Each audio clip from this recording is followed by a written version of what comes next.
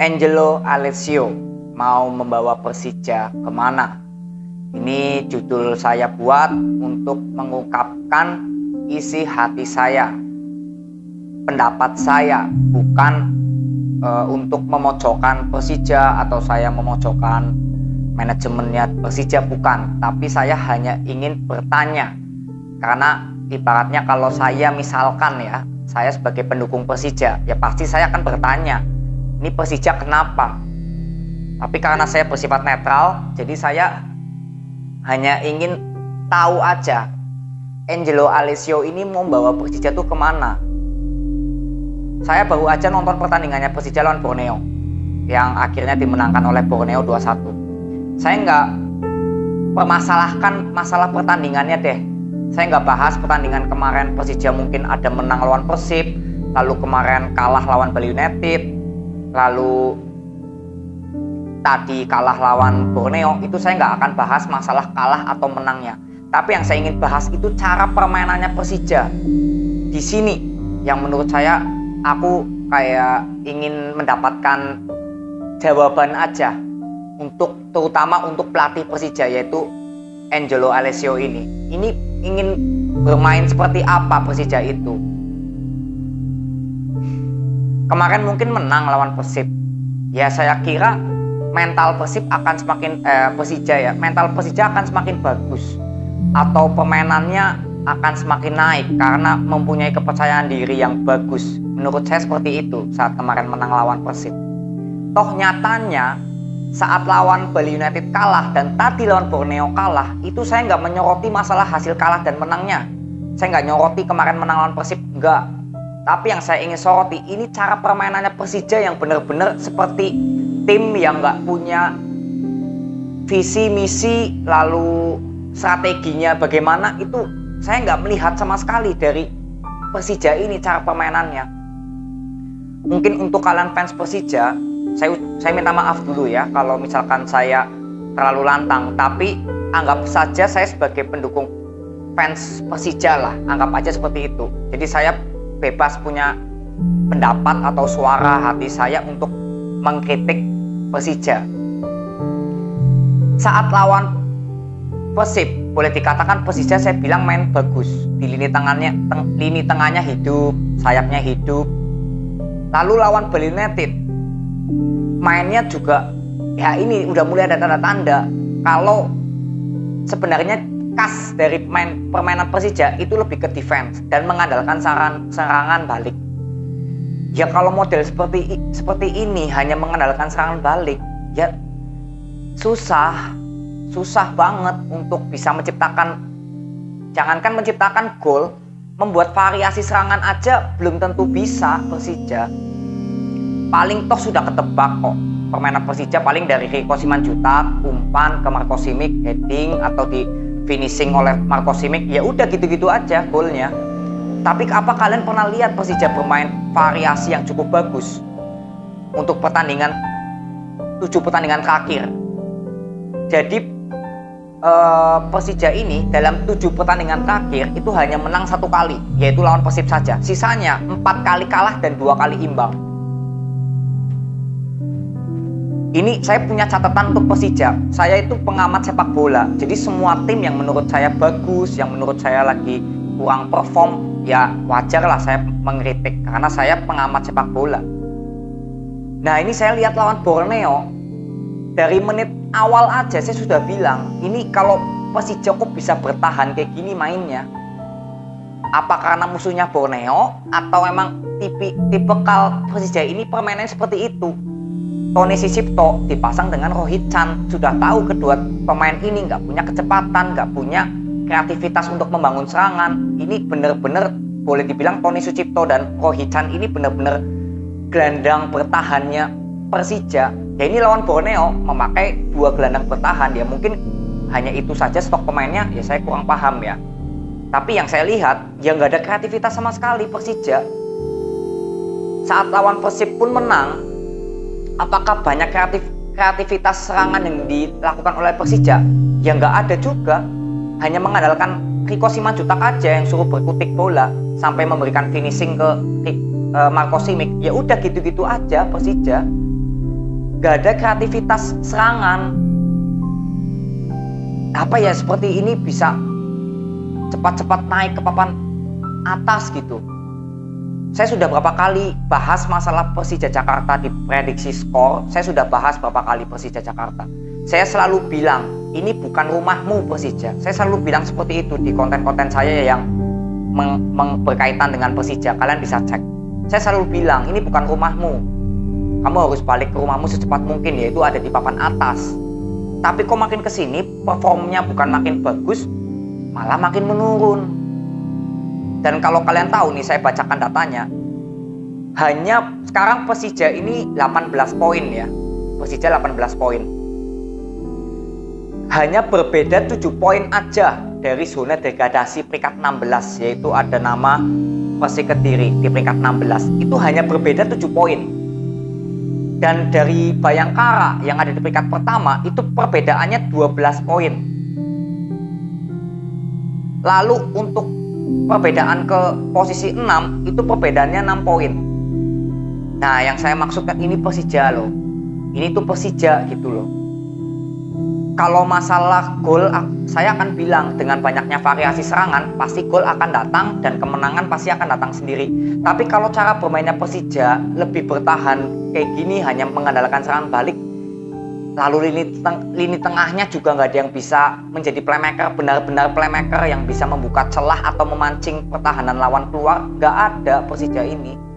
Bahkan Riko Simanjuntak yang mungkin aslinya itu bermain di sayap kanan, sampai ke tengah, ke kiri, ke tengah, ke kiri. Riko Simanjuntak itu, ya kalau misalkan lah kita ngomong misalkan Riko Simanjuntak mengalami cedera atau akumulasi kartu, ya bingung andalannya siapa lagi.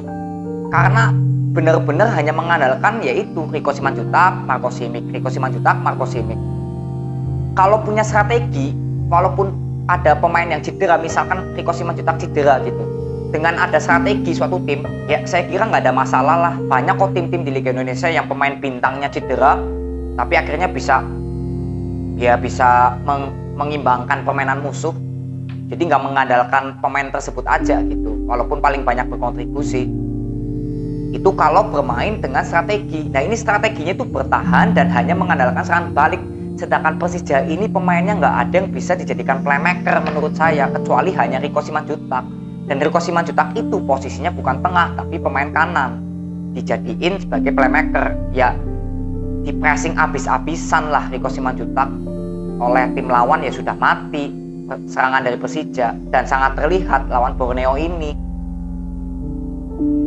Riko Simanjuntak ya di press abis-abisan, ya Persija pun juga habis melakukan serangan karena tumpuannya hanya Riko Simanjuntak, kalau enggak Marco Motta, udah itu aja melakukan serangan. Tony Sucipto sama Rohichan paling mentok cuma sampai sebelum masuk kotak penalti, nggak mungkin sampai masuk ke kotak penalti dari Tony Sucipto dan Rohichan. Karena apa? Ya karena memasang gelandang bertahan yang fungsinya untuk menjaga serangan balik dari musuh. Dan sekarang pertanyaannya, gimana musuh mau serangan balik kalau Persija mainnya parkir bis kayak gini? Jadi maksud saya tuh visi misinya tuh apa Persija untuk sekarang? Saya jangan sampai moral dari pemain Persija kena. Jangan sampai ke situ. Ini saya masih bahas Persija ini masih sekarang. Nggak tahu nanti 3 match ke depan kita lihat. Kalau kalian nonton pada menit ke-78, ini ada salah satu ekspresi yang saya sudah bisa simpulkan. Pada menit ke-78 itu Wawan hampir mencetak gol lewat headingan, tapi masih bisa ketangkis oleh Andre Tani. Di situ reaksi Andre Tani memukul gawang dari gawangnya sendiri, dipukul. Mukanya emosi banget. Nah, itu kan sudah kelihatan bukti depresi dari seorang Andre Tani sebagai kapten. Dan berapa kali Andre Tani sampai terlihat, ya saya melihat dari raut muka ya, karena kan saya juga psikolog. Ya seperti sudah depresi, udah hampir ke arah moral pemainnya Persija. Dan ini jangan sampai terjadi. Dan kalau menurut saya, kalau Angelo Alessio emang masih mau dipertahankan, ya sok kita lihat 3 pertandingan ke depan. Saya mau lihat 3 pertandingan ke depan Persija nanti bagaimana. Saya akan lihat datanya Persija lawan lawannya ya Persiraja Banda Aceh. Persija ketemunya Persikabo, PSM dan Bayangkara.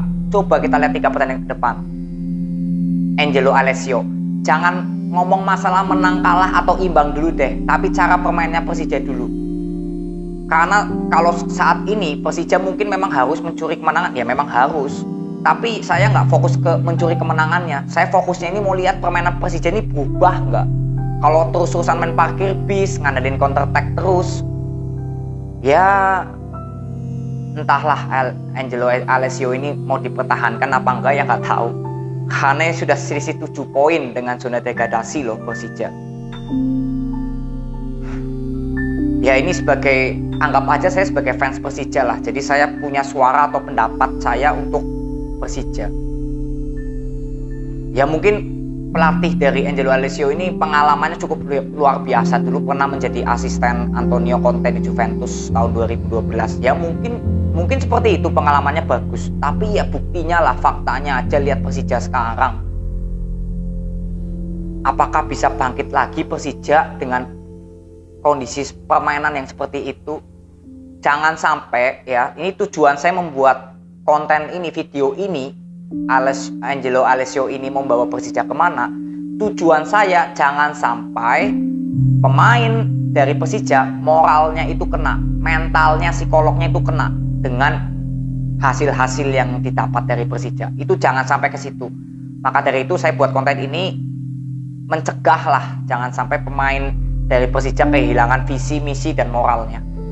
Jadi itu aja yang aku mau bahas tentang Persija, terutama yaitu sesuai konten ini judul saya, Angelo Alessio ingin membawa Persija kemana.